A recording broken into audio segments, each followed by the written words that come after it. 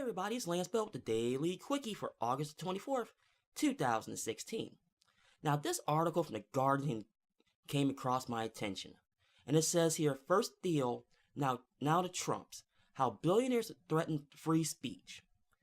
Now, when I saw this article, I kind of already knew where it was going, but I decided to click on it anyway. And here's what it says. It says, less than 24 hours after Gawker.com was killed by billionaire Peter Thiel's legal crusade against it, another billionaire couple, Donald and Melania Trump, is already using the same law firm Thiel did to threaten more media organizations into silence. And this time, it could have a direct effect on the presidential elections. Now, what they're referring to was when Gawker was actually taken down in court by Hulk Hogan. And he was basically a proxy in Peter Thiel's fight with Gawker itself. But now what that is, you can look it up for yourself. Thiel got outed. Thiel didn't like it. So he started a war with him. And Hulk Hogan, and what I'll get to further down this article, was more than a willing proxy in this. And it could have effect on the presidential election and putting media organizations to silence, which I'll explain.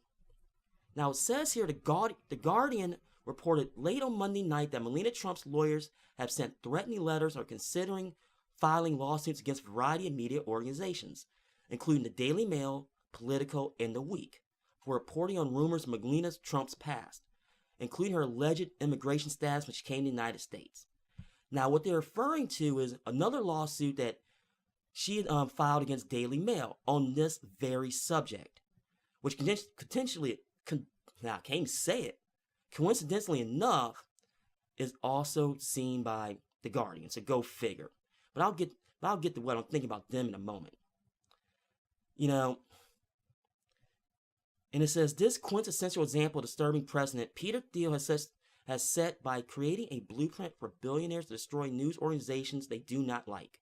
He has shown that all they need is a little persistence, and the media landscape that is increasingly dominated by the rich and powerful should give even Gawker's most inherent critics pause. Now, here's where I have the problem with this article. Let's be real. Gawker and their affiliate sites was all clickbait. Bottom line. And yes, I knew they had a following, but that's besides the point. They were straight up clickbait. So you're telling me sites like, let's see here, Countercurrent News, US Uncut, Bipartisan Report, Breitbart to an extent. Let's see here, Washington Examiner, Let's see here, InfoWars. All these clickbait sites that give out totally misleading information that lies needs to stay around. Now look, I'm all for free speech because I'm in the media, but not like that. This article here is completely misleading and it totally ignores that fact.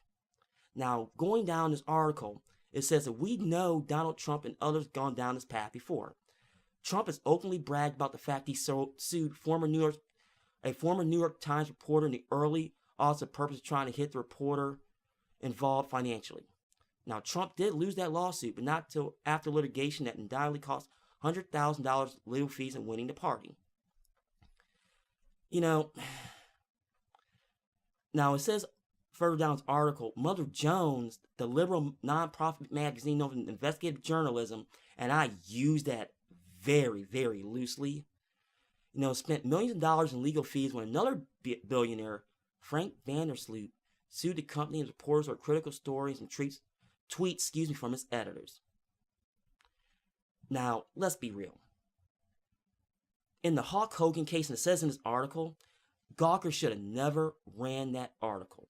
Should have never have. Because that was not freedom of speech.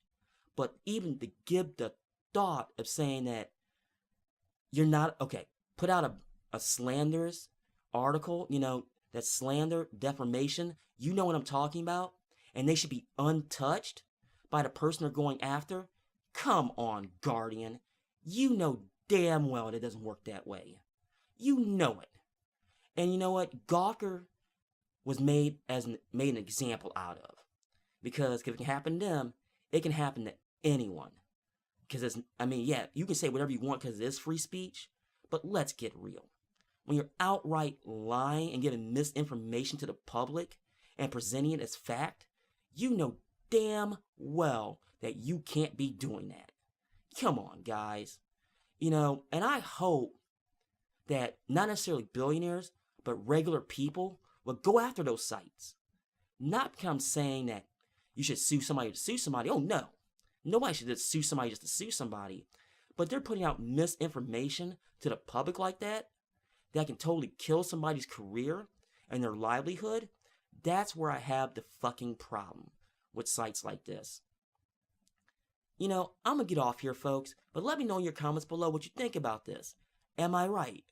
Is The Guardian right in this article? Please let me know in the comments. Well, folks, that's it, and that's the Daily Quickie for August the 24th, 2016.